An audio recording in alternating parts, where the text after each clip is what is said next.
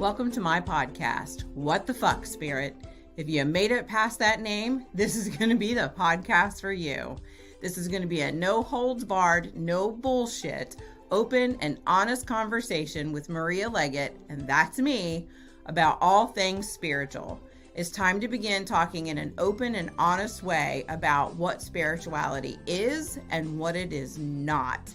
We're going to discuss all things woo-woo, witchcraft, spiritual, queer spirituality, medium versus psychic, energy healing, light work, shadow work, and any other bullshit that people want you to believe because it keeps them comfortable.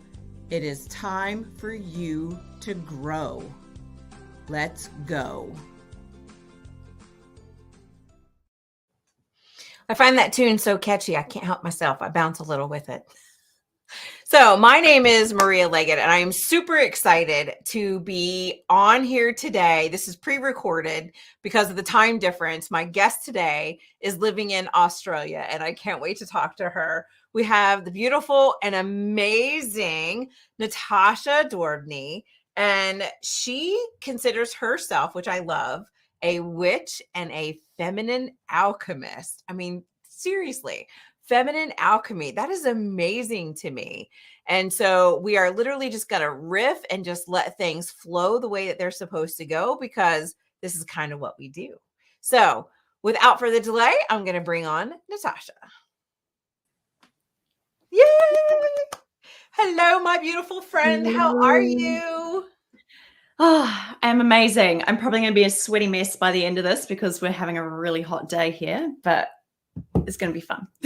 You know, it's even 70 degrees here in the States, in Ohio. Like, I'm shocked. It should not be 70 degrees. It should be like 15. Soak it up. Soak it up. Mm-hmm. So the first thing I want you to do is I want you to describe in your own words. Tell us all about yourself. Who am I?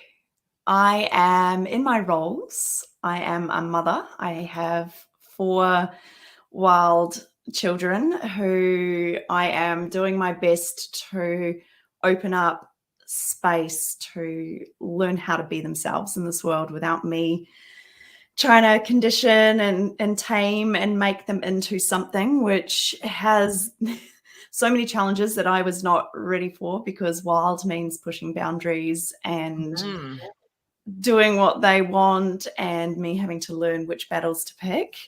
I do that on my own as a solo mother. I 2.5 years ago became a solo mother while my 4th baby was still in the womb.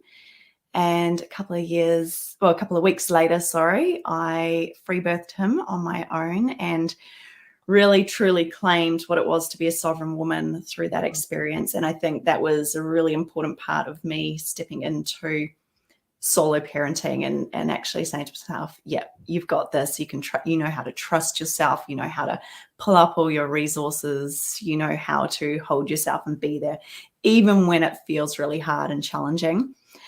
That there kind of leads into, I'm really passionate about women reclaiming their power.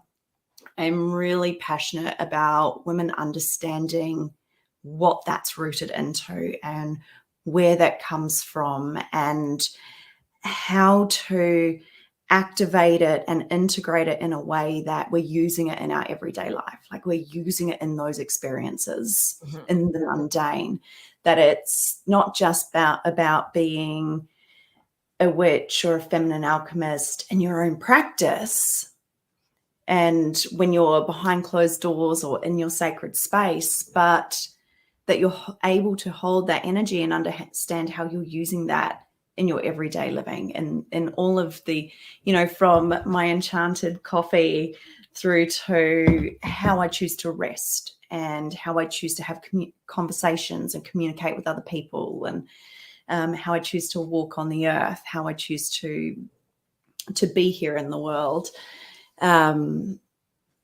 I also, which probably feels quite flip side to the feminine element, I love my sport. I love to go and get in community. And at the moment I'm playing soccer. I'm starting soccer for the first time, but I've played sports since I was a young girl. And so I coach soccer, coach my son's team. All three of my kids play, and I'm playing this year as well.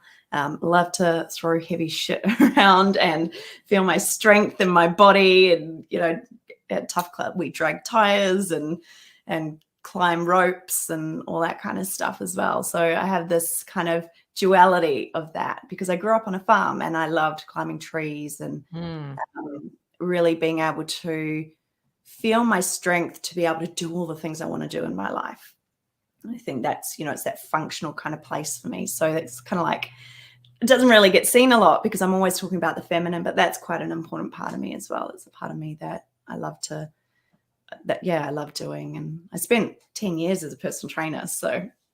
Oh my gosh, I didn't know that. That's amazing. People don't know that, but that all feeds into the feminine as well, because that's what's taught me about being able to work deeply with the body as well and understand on the scientific level what we're doing when it comes to like our embodiment and all those elements too. I love that. That's amazing. Absolutely amazing. So I love that you were sharing all about Silas's birth because I loved being able to watch that, and you posted so authentically and so beautifully your whole entire experience with him. So, I mean, it was a great way for people who didn't really know you to get to know how you had this beautiful inner strength. And it was just amazing to be able to witness and to be able to experience. And I was so grateful for that. So thank you for being able to share that beautiful, intimate piece of yourself to the rest of the world. I love how you spoke about in your Tell Us About Yourself, right? You talked about using all of this beautiful magic, even in the mundane.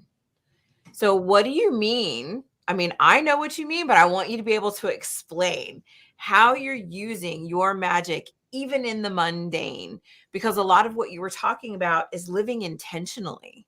Like you're totally living intentionally, especially when you're talking about your cup. Because I even have one, right? It says, "Not today, muggle fucker."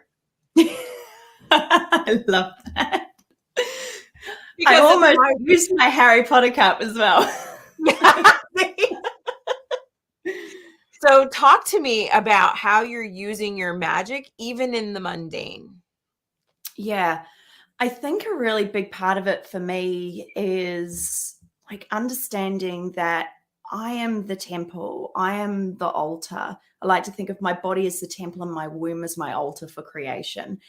And when it comes to, you know, cooking food, at the moment I'm searching for a new home. I've got to move, so I'm looking for a new home. It's like every time I'm standing in these homes that I'm looking at, I'm thinking like, how does this space serve me? How would this space become my sanctuary? Like, what would I feel like here?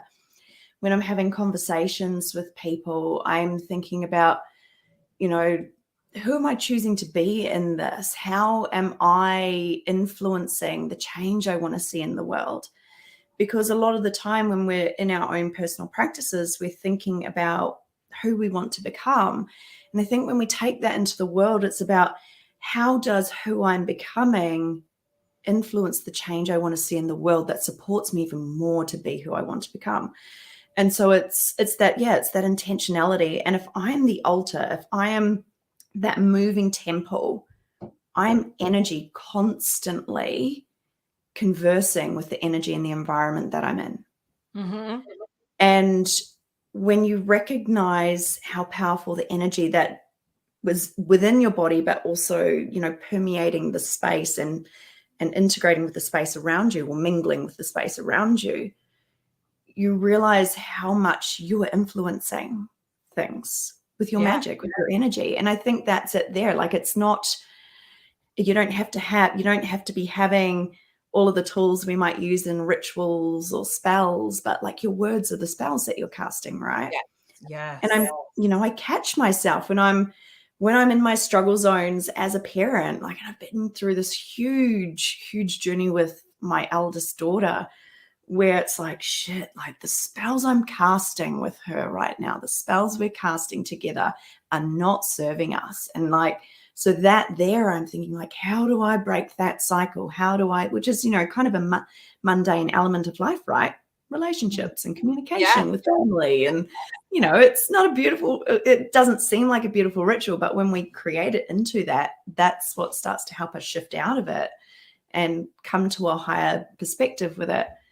And, it's when I'm saying something to her, it's like, oh, shit, that's reflecting something at me. Did you hear yourself just then, what you said?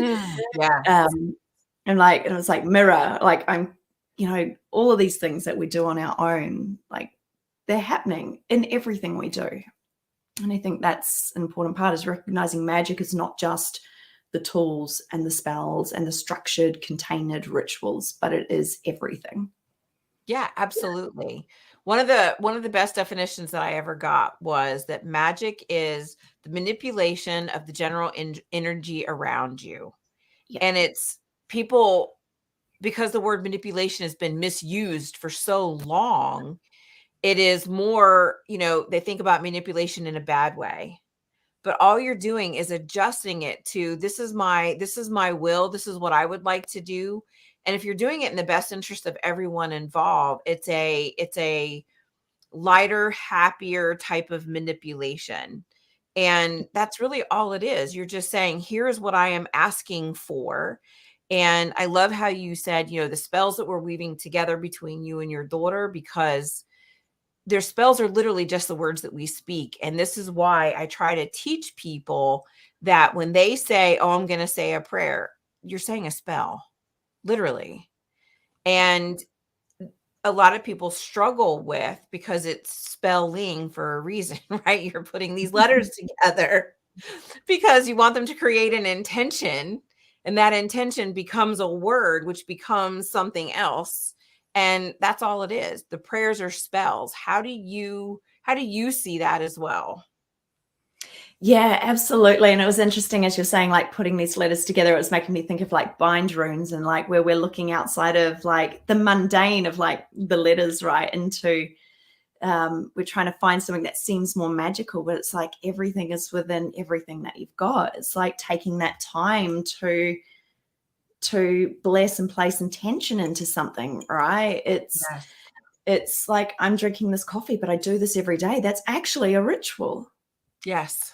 And if I be intentional with the energy I'm holding in myself while I'm doing that, and add a moment of words to build upon that, that's magic.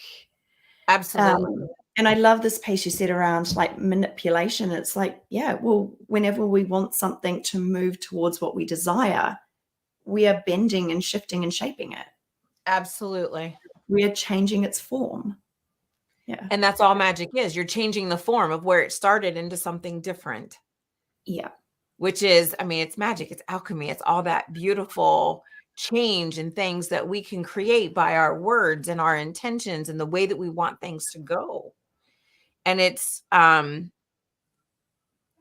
it just like, it's at that point where I have like no words. I can see everything in my head, but I have a hard time spitting it out. Do you know what I mean?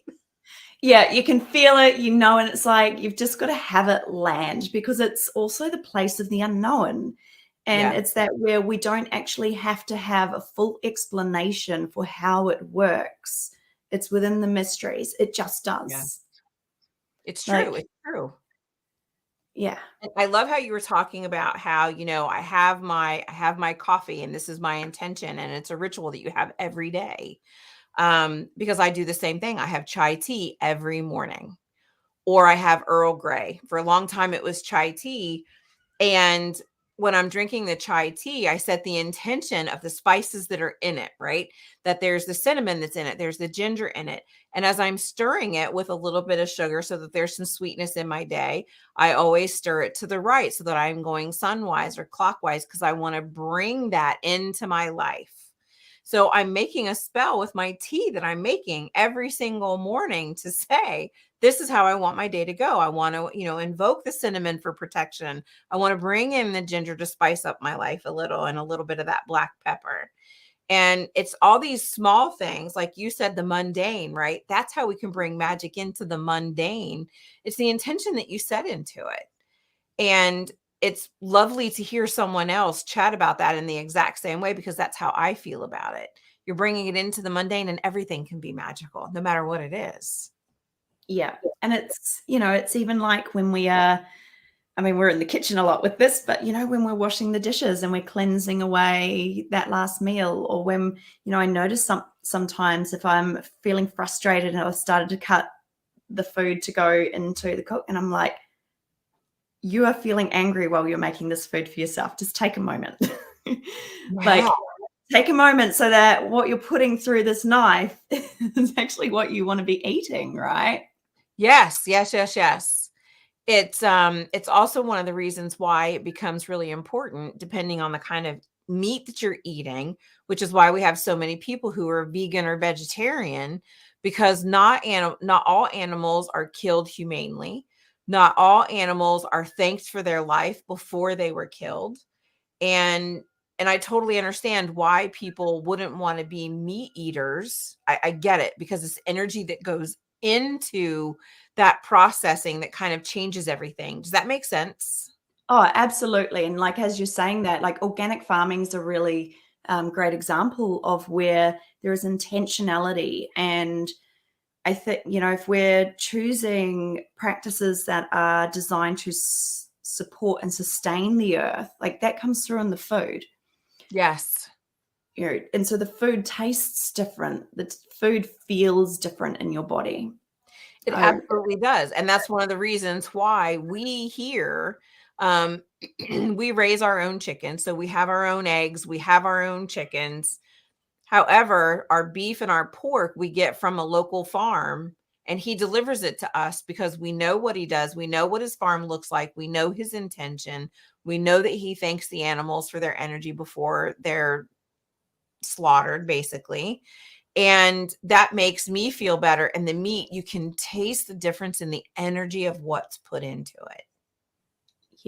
Yeah, it's so different. And I think a part of that for me was growing up on a farm, having our own home kill meat. And I also I saw the process right through. I understood the fact that we're raising these animals. I've watched my dad butcher them, and and understanding what all that feels like in the space that they've got. And because I was so connected to, like, I literally did not wear shoes unless I really had to, like for sport or woodwork or something like that. Yeah. You feel it. And living here in Melbourne, it's I prefer to be vegetarian, but I do eat a little bit of meat because my children do. And it is, I'm just going to be honest here, like, it's a convenience thing sometimes to only have to cook one meal. But I started eating meat more while I was pregnant with Silas. Before that, it was really only maybe once a fortnight, or once every 3 or 4 weeks. And I can feel the difference. And so I'm very conscious of, okay, what is this meat I'm eating right now? And do I want to purchase that meat just to have meat? Or am I going to leave that on the shelf and only get it when I can get, like, the good stuff? And it's the same with the produce, like all the produce here, like in Perth, that's in Western Australia. I used to go to this little farmer's market every Sunday, and probably 80% of our produce was organic or biodynamic or spray-free. And it just felt amazing. I was at my most vital, my energy when we were living there and having that amazing food was through the roof. Like, I never felt tired.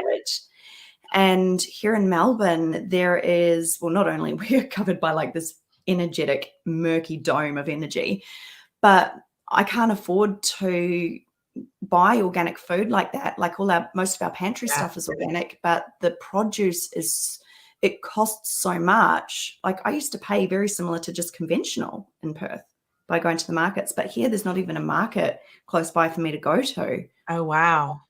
I've got to drive like 30, 40 minutes with 4 children. And it's not easy. It's just energetically, it's not something I can do right now. And I struggle with tiredness. I struggle with, like, Sometimes it doesn't matter how much fruit and vegetables I've eaten. It's like, oh, I just don't feel like I can get to that state I was in before. And, the food doesn't taste as good. And I had to get used to the food not tasting as good, like my produce not tasting as sweet or flavorful, or, Yeah. even the texture of it is different. It's firmer, it's more fibrous as It is opposed so to, different. yeah, and that's like alchemy that's taking place in our bodies, right? And we're just talking about the mundane here, but there's so much energetics behind that food that gets produced. I mean, it's why I love to garden, because it teaches us so much about how to create, and the energy and like what we put in is what comes out the other side and the fruits of it. But like, that's just such a tangible example there of It is. energetics and manifestation, and what we like, what the outcome is energetically for us. I love that. All right, I'm going to take 2 seconds and see if I can pull you out and pull you back in, because your video froze.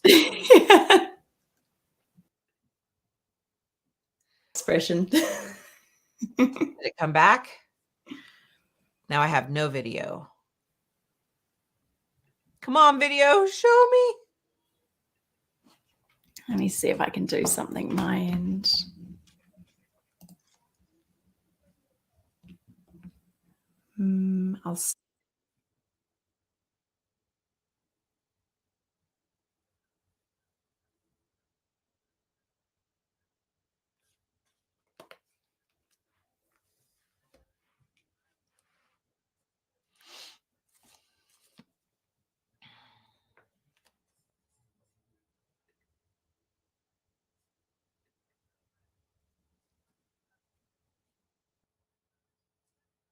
I just had to turn everything off, turned it back on, and then I was talking there telling you what I'm doing while I'm on mute.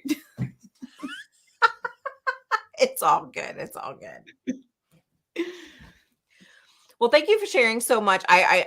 It's great to hear someone else understand that the energy that we put into things, whether it's food, the mundane things like our coffee, our tea, it really does affect our bodies and how we move through the world. So the one question that I ask every guest who's on here is, what does spirituality mean to you? Such a beautiful question. Spirituality for me personally is the way that I choose to live my life with intentionality and awareness. It is this thought that, or this remembering that it is not just about me and what I want, but how what I believe and value in influences the world. And a large part of spirituality there's two sort of facets to this for me. One is the earth, and really living, like coming back to living wholesomely, coming back to living in communion with the earth, and understanding my practices through what she mirrors to me, through what she teaches me, and understanding myself through that as well, especially as a woman with a womb. And then the other aspect of spirituality for me is creating that shift for collective change and healing the patterns that haven't served us. And like I see that breaking of patterns and shifting things into healthier, more sustainable, more nourishing ways. Like I see that as a part of my spirituality. I love because that. it's within my belief system, right? It's within my values, it's within my beliefs. And I really feel like our values and beliefs lead us into whatever our spiritual practice is. My spiritual practice is a lot around supporting myself to become who I need to become to help with those changes, right? I'm not just casting spells because there's one for money, here's one for luck, here's one for whatever. Like there is, in my rituals that are about my self-development, my growth, my evolution, like those are my spells that I'm wanting to cast. I love that. I love that. So I did I totally squirreled you on the tell us about yourself as you were talking about being a mom and all these beautiful things that you are. Talk to me about your business and what you do in your business. So in my business, I work with women so that they can remember and regenerate and rewild who they were born to be. Oh, I love that. Rewild. Talk to me about rewild. Yeah. So rewilding is, well, in nature, it is about allowing the earth to come back to its natural state, allowing the earth to reclaim its space, to grow in the way that it wants to grow. Like we look at in rewilding practices, they're like taking land that's been stripped or destroyed and allowing it to return to the state that it was before that devastation. And it's the same thing for us. It is allowing us to come back to our natural state of being. And sometimes I think people take that word wild and think that it, that you're going to be just this wild, unkempt, no kind of tempering, no control, like tearing everything apart person. But that's not actually what wild means. That's just, again, like manipulation. It's just kind of that intent, like that description we've given to it. To rewild is to come back to the natural state of being. It's to come back to, like, I call my kids like wildlings, like they're free range kids. Like when we're camping, they're just like wandering all around doing whatever. Like even Silas, he's like, he knows where to go for the toilet, for the kitchen, to find me. Like I'm not apron stringing them or anything like that. It's learning to shed all of those expectations, conditions, family, ancestral patterning, the things that aren't yours as well. Learning to shed that and to actually go, who would I be without it all? Oh, yes. Like, how would I move? How would I dress? What would I talk about if none of that had any control over me, or if I no longer allowed that to have control over me? Yeah. Right?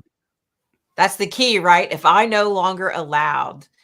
And this is one of the things that is really so present in my life too, is I have to recognize, and it's part of, all my circle training and all the stuff that I've been through, is recognizing that women, gosh, I don't quite know how to put this out there, but women tend to forget that we have choices in things. Yeah. And we choose to allow something to affect us in a deep, heavy way, or we can allow it to make us feel lighter and happier. We have these choices. Do I want this or do I not want this? And so we can choose to carry our trauma. We can choose to carry these things, or we can go, you know what, I'm done, and start ripping the layers and pulling it off. So I loved how you talked about the family patterning, because I've done so much work. If you look back at the family lineage with women, right? And this is one of the things that I teach in my circle, the path to grace, is that when your grandmother is pregnant, your mother is in her belly and she's developing all of the eggs that are going to create you. So everything that grandma felt and grandma experienced, your mom experienced, and so did you. So if grandma doesn't clear it, and if mom doesn't clear it, guess what, girlfriend? It's on you. Yeah. Yeah. And then it's like, are you the woman that wakes up to that actually notices that? Because I know there are experiences that I have, and they have impacted me or impacted elements of who I am in a deeper way than someone, well, in the same kind of way as someone who's had that experience in a more devastating way. Mm-hmm. Like has had more layers of trauma within that. And for me, it was like, so here's something I'm here to heal that's in my family sphere, that I'm here to learn how to reclaim to embody, you know, I don't want to be triggering to anyone, but I'm talking like around sexual wounding. And, you know, there is a lot of trauma in my mum's side of the family with that. Yep. And I have some experiences, but they're not that kind of like that. They're not that kind of trauma.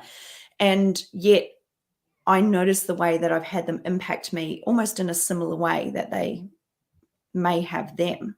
And so I felt that and I went, that's why this is so important for me to learn how to reclaim, even though it doesn't necessarily seem like it's such a big thing to someone else. Like for me, it was more around like expectation and trust broken, as opposed to what they experienced. But I felt it in my body similarly. Yes. You know, and that's where sometimes we might be having experiences in our life and we're thinking, why is this affecting me in this way? It's like, well, look back. That is exactly what I had to do. And because I like that you put it that way. It's look back, right? And once I realized what epigenetics were and how that functioned within your life, I went, okay, so I was molested as a little girl for 3 years. And I have to look and go, okay, is it just me or are there other generations in my family? What is happening with this? And even before I knew all of this, long before my spiritual journey, I remember being a teenager and I'm like, this is it. My children are never going to go through this. And I wish I had known more about this path when I was younger, because I would have raised my children in probably at least 180 degrees different than I did. But it was watching for all the signs and it was educating them early, right? Anything that touches a bathing suit, no one has a right to get near it. And if it makes you uncomfortable when mom does it, then you need to tell me, mommy, enough, we're done. Because, you know, you help bathe them and stuff when they're younger. But I always wanted them to have bodily autonomy over what was going on. You have a right to say, no, this makes me uncomfortable. Even if that means when we're playing squishy butt going up the stairs. And you say to me, Mom, seriously, that's enough. I might cry a little on the inside, but I wanted them to know that they had a right to tell an adult, no, don't touch me. Yeah. That's a big deal. Yeah. So you call yourself a witch and a feminine alchemist, which I love. So can you define to me what you consider a witch?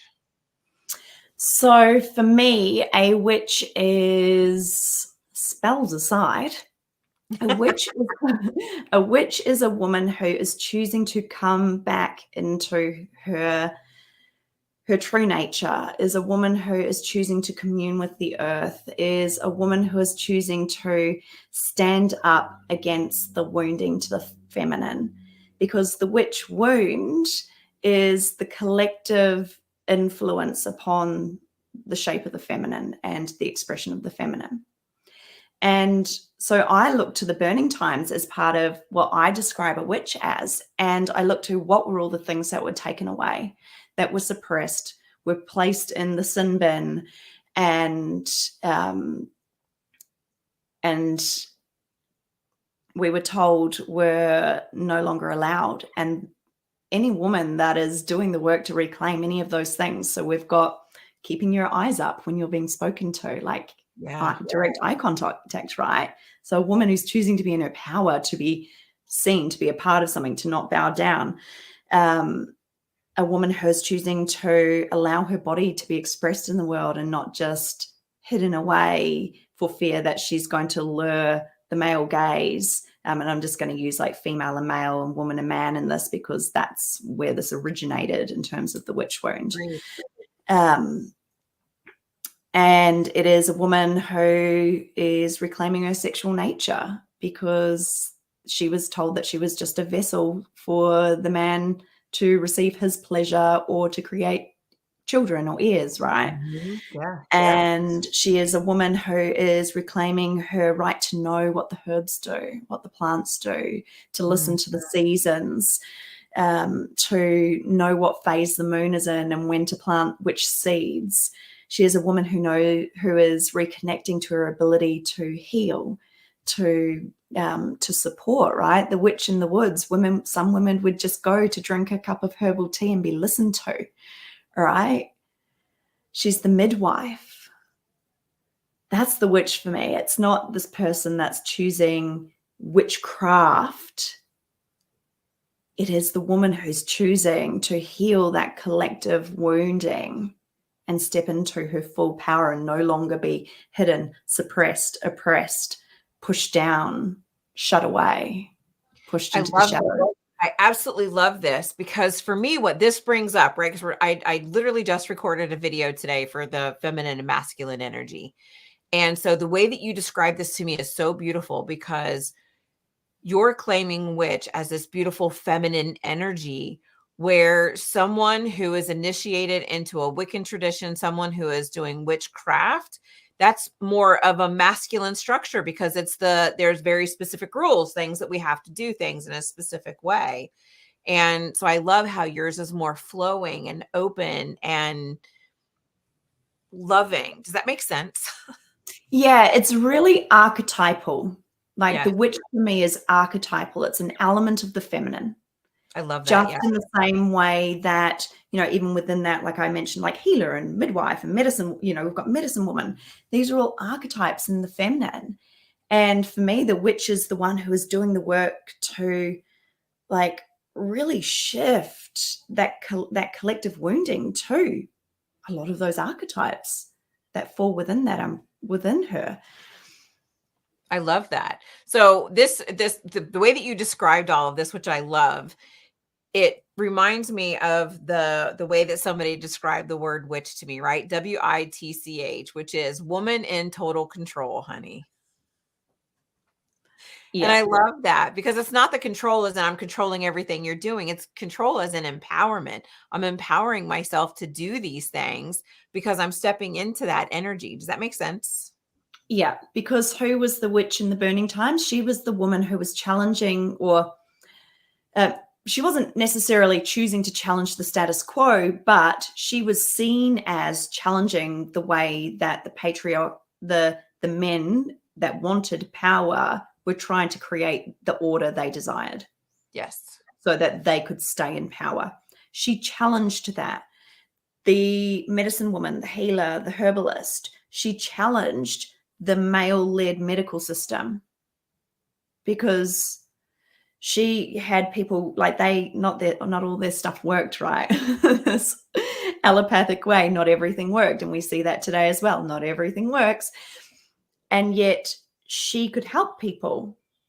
And so, well, that must be witchcraft. You must be consorting with something else. If I couldn't fix it, then you're doing something evil. Mm. And so we must snuff that out, right? That goes under the umbrella of you're a witch, cast her out.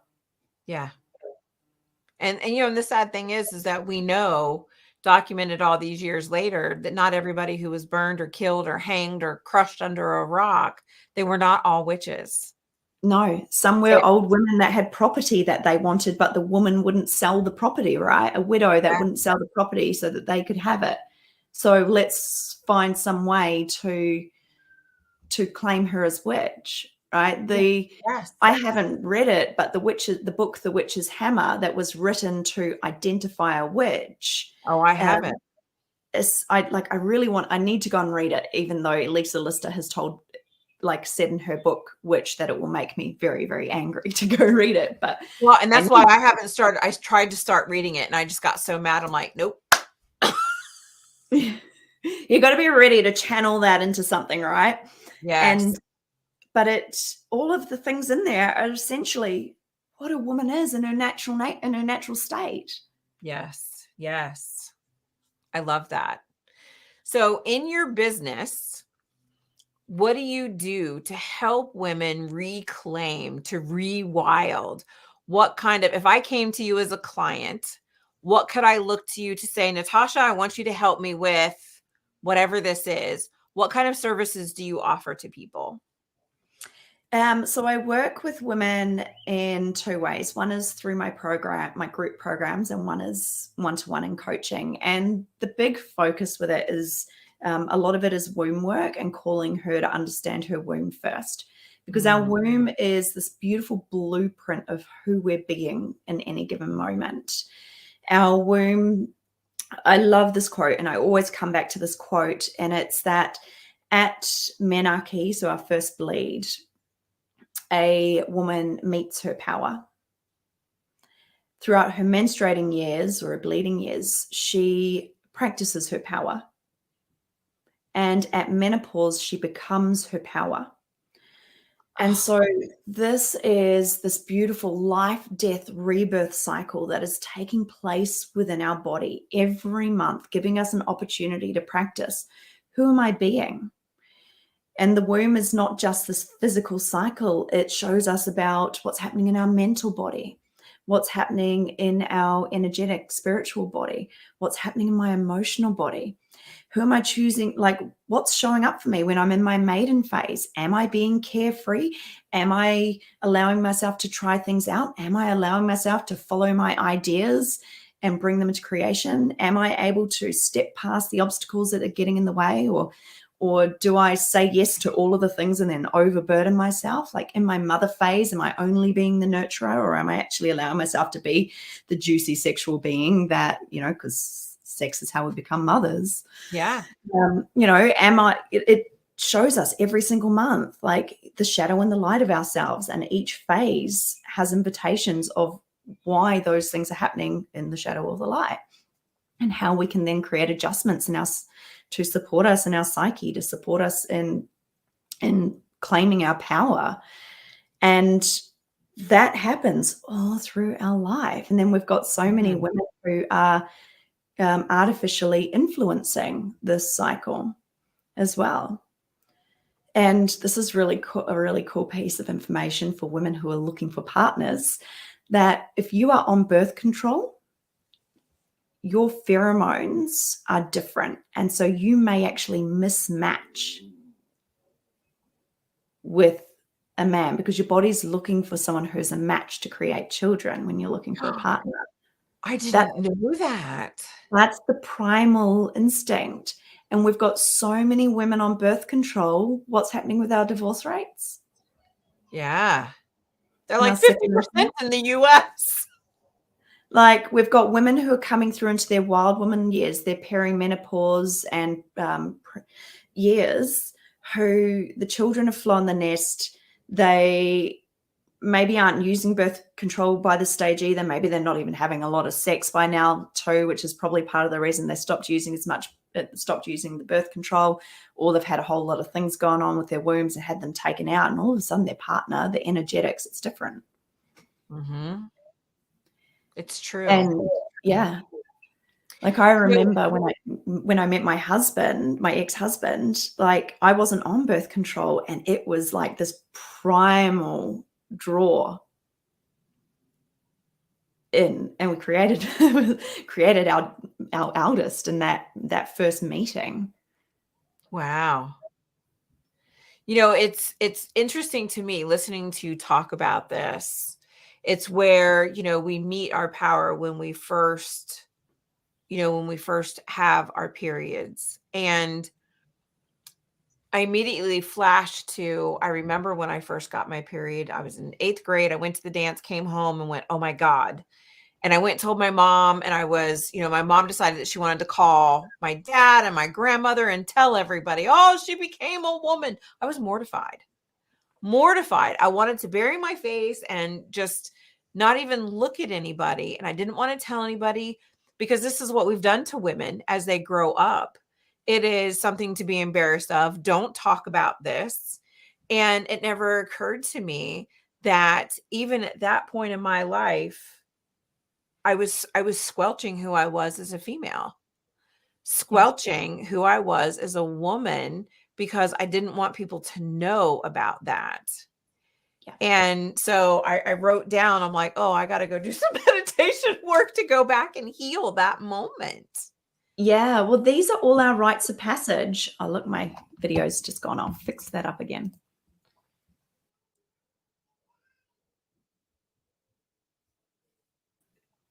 These are all our rites of passage. So The lifespan or the life of a woman is a shamanic journey. It is so that menarche, that's that first initiation into being a woman, right? And into that practicing of power. And everything that occurs at these rites of passage is what we are invited to harvest the medicine from. So if you experienced embarrassment, then part of the reason for you, or the place for you to heal, is where are there places within the feminine that I'm embarrassed about it? If I'm trying to share something with the world, do I find that I'm feeling like, is there embarrassment tied to that, right? Right. And the same thing with each of our children that we have. Or if you are someone who doesn't have children, you can look to things like the first house, the career. Those are all mother activities as well that we do, big things that we do in our life to birth into the world, our businesses. Each pregnancy, labor, and birth is a rite of passage, and it teaches you something about yourself. So in one pregnancy and labor, in your labor, you might learn trust. In another, you might learn, say, surrender. And maybe you didn't do those things, right? But you get to say, okay, I didn't do that, but what would I have needed? Okay, I needed to trust my body because I didn't, and I was looking to everyone else to tell me what to do or how to support myself then. And so trust. That's something I need to learn about the feminine, about my body, about the natural processes of my body. And all of these things that we harvest from our initiations, those are the things that support us in perimenopause, when we are shifting into becoming our power, because those are all a part of our full embodied power as a woman. And we've had these experiences to call our attention to them. And if women knew this is what we are working on remembering, what I'm supporting women to remember and reclaim, is that if we actually looked at our lives as these shamanic, magical journeys, and we knew to harvest that medicine from each of our births, to go, all right, I learned this from this one. Like I did this intuitively or instinctually between my second and third birth. I was not happy with my second birth. It was meant to be a home birth. But I'd kind of gone in really arrogantly and like, oh, well, I did it all great the first time. And I'd done so much work the first time, like really understanding natural birth and active birth and everything. And it was like a home birth in a beautiful birthing center. It was like I was in a queen size bedroom. And with my second, I didn't do any of that. I just went, oh, well, I already know it. And I then didn't trust myself either when my labor stopped, and realized, I didn't go, oh, actually, maybe I wasn't in proper labor and that was just pre-labor and we just got to wait this. But we went to hospital and I ended up having an epidural because the pain became something I couldn't work with. I was out of my beautiful birth space and all these things. And so I learned from that, okay, here's what I didn't do that I really would have benefited from, that really would have served me. And I brought that into my third birth. And it was this beautiful 3-hour home birth. Amazing. And, from that second birth to the third, like it was Ben's first, he wasn't at Madeline's birth because we lived in different countries. He didn't know what to do to support me with Luca's birth because we didn't have any conversations. We didn't even talk about it, right? I was just like, well, I'm going to do it all. Independent woman. And so he didn't know what to do to support me. And then in the third, I made sure he did. I even gave him like a checklist. I'm like, okay, here's some things that if you get lost in it, just come back to this. And like, I didn't have to tell him a thing. He just listened to my breathing. He fed me sips of water, made sure I was like, he massaged my back. He knew I had this oil made up and would put that on.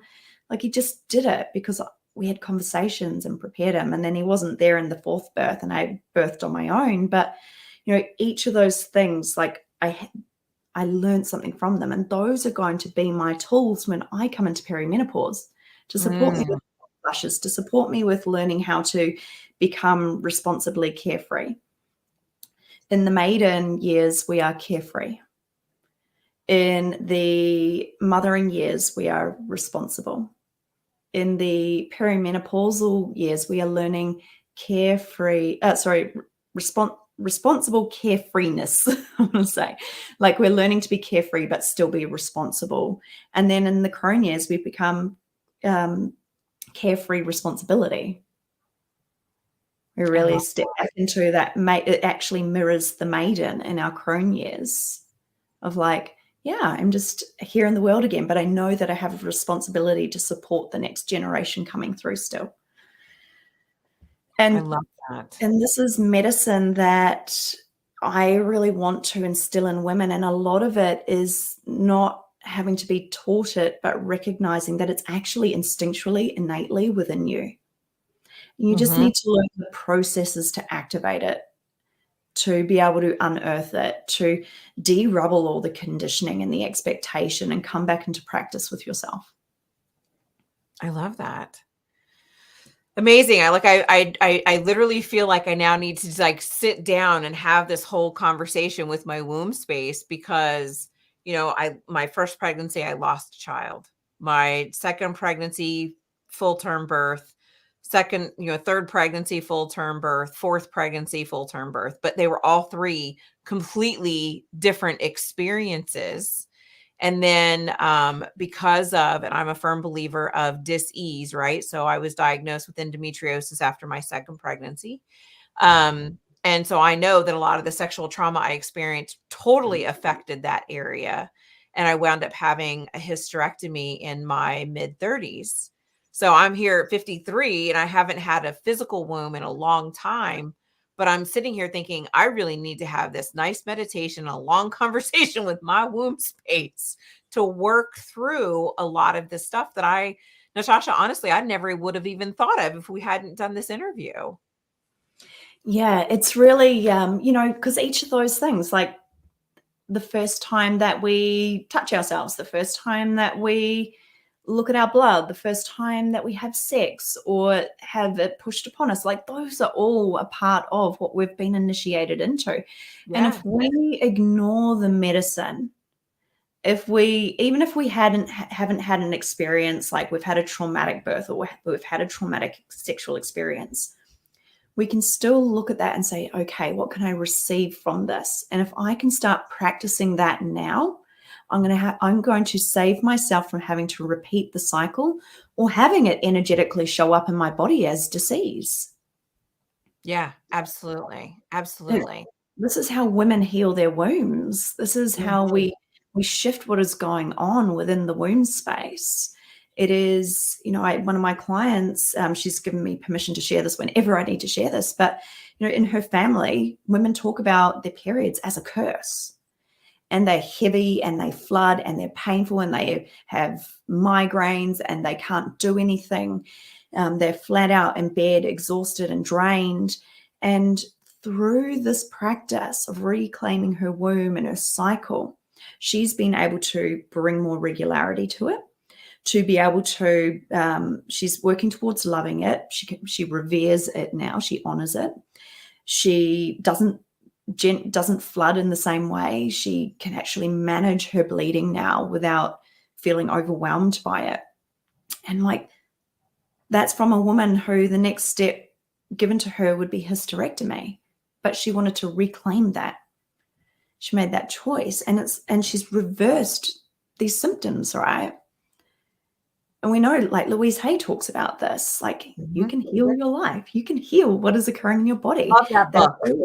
They are all energetic imprints. And with the menstrual cycle, it is all of these things that occur around feminine wounding and the way that we are open and accepting of these parts of ourselves.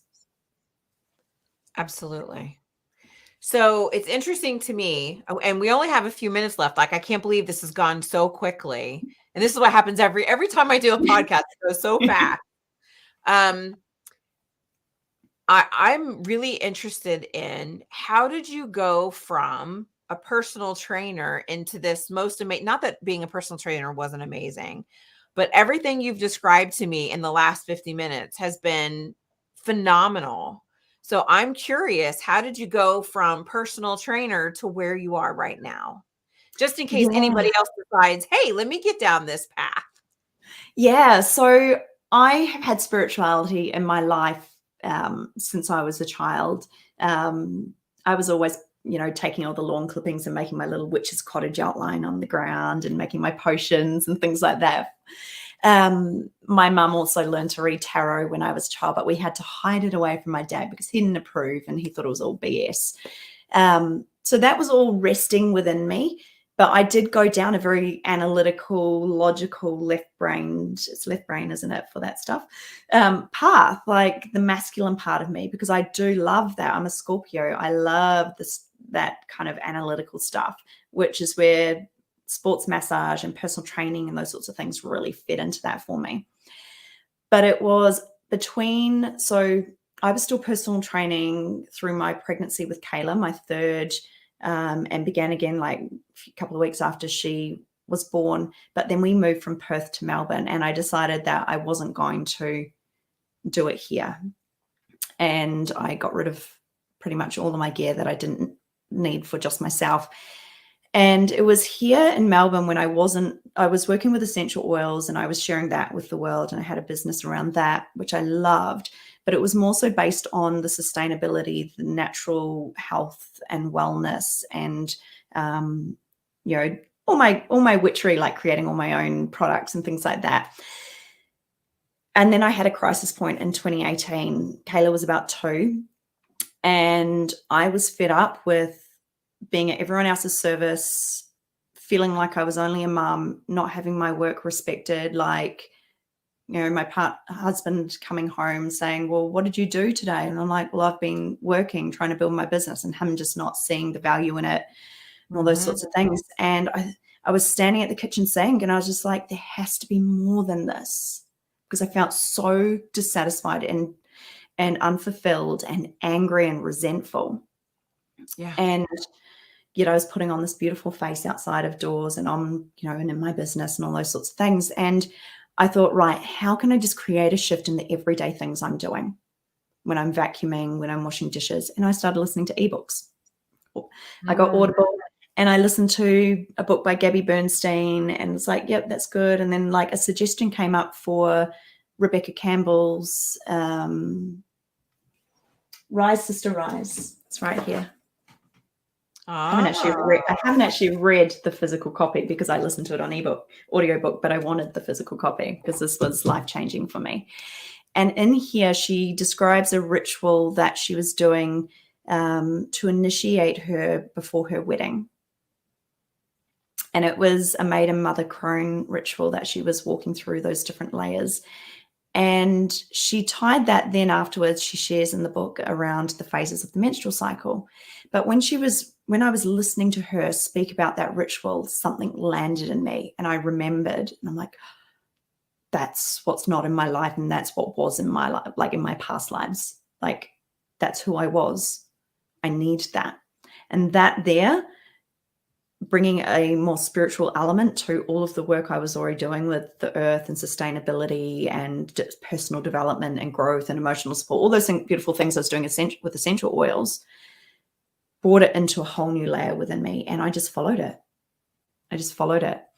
We went to Asia for 6 weeks, and I just spent that time like chewing up all these books and creating the pivot for my business, where I was going to teach women to come back into communion with themselves and really start understanding themselves on a spiritual level, weaving the other pieces in. And then I found Sistership Circle, because I thought, okay, I want to bring back Women's Circle. And so I got the handbook, and then when we got that while we were away, and when I returned home, the How to Lead Circle course was coming. And so I was like, I've got to do this. I have to do this. And it was the most I'd ever spent on a program before. And like, I'm talking US dollars, Australian dollars. They don't match up very well as well. And I was like, I've got to do it. I've just got to do it. And the conviction in me, my husband, he was just like, okay, then if you really got to do it, you got to do it. Like, he didn't even blink at it. And I've run through the whole path with them as well. But that was what taught me how to shed the masks. Yes. To expose myself, like who I really am, and get comfortable with that, get comfortable with being uncomfortable. And it kind of like the rest is history. Like, I just kept following the threads. Like, I have that womb piece that came in, that archetypal journey of the woman, that spiritual journey that we move through to meet our power. that there is the core thread I come back to. That is a core piece within my medicine. And so I just keep expanding upon it, developing more language from it, trusting that when things come out, when I say them, it's because I already knew them. I didn't have to learn them, and just say it. Even if you didn't learn it somewhere, like, you don't have to validate that this is the truth because it's coming through you. And that's like where I've come to.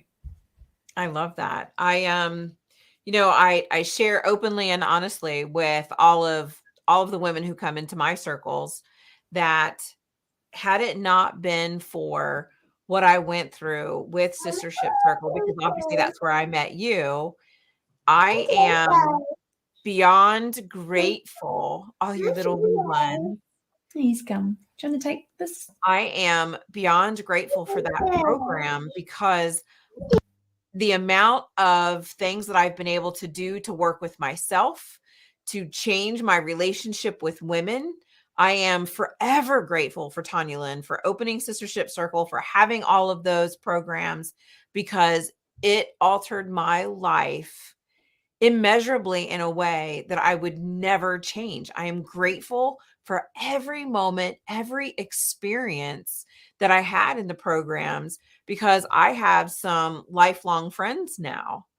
And I never thought that I'd be able to have those kind of relationships with women, and I owe it to that program.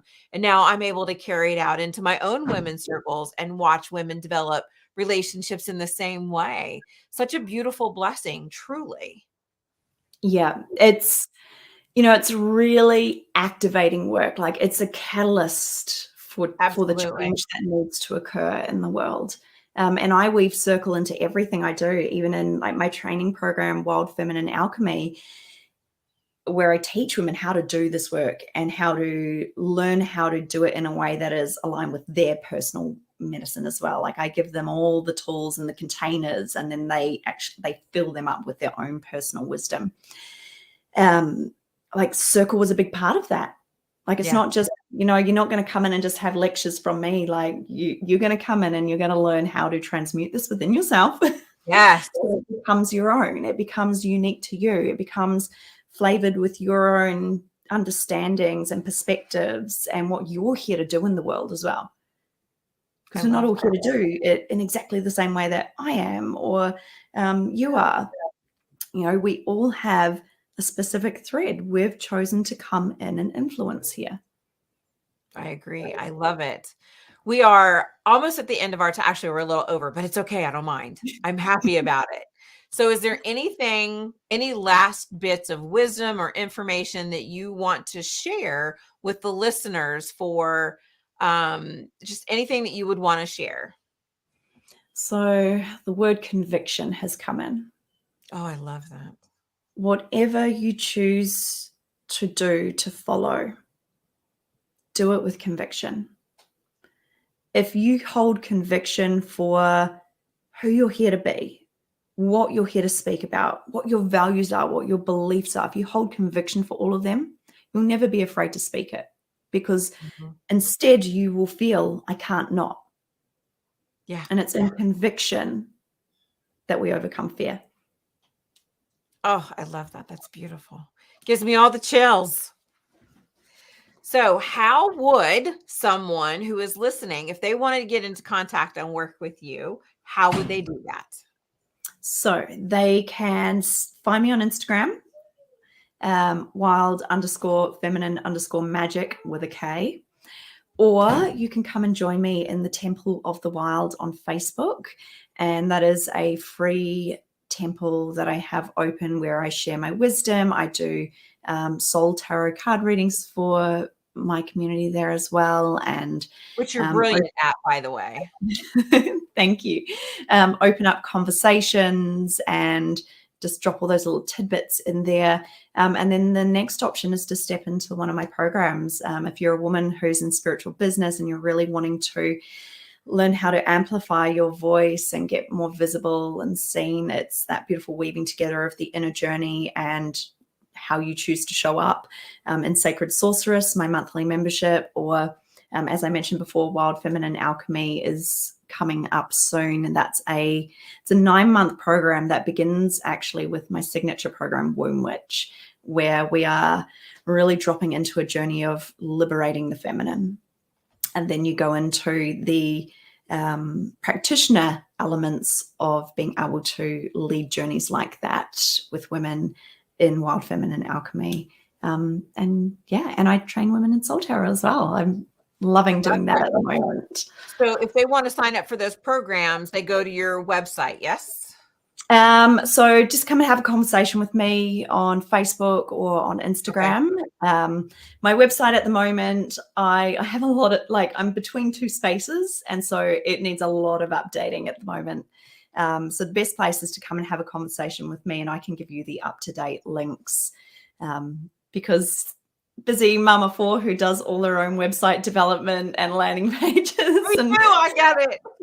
Sometimes I don't quite get to the updating old stuff part. And so I could direct you to natashadaubney.com, but you're going to find all the past evolutions of, and not the most juicy, recent, potent, powerful versions of. Yeah. Awesome. Thank you so much, Natasha, for taking time out of your day, especially as a busy mom, to sit and spend time with me. I mean, for me, it's easy. It's evening time, but it's right in the middle of your morning and day for you. I am so grateful for you being here. Thank you. Thank you. Thank you. Thank you for having me here. It is, I get off on having these conversations. So you've just set me up for the rest of the day. Yay! Me too. I love this. I could have kept going. Yeah. This is my, this is my place of passion and desire. So awesome. Well, thank you so much. I truly, truly appreciate you and your energy and for being here. Thank you. Mwah.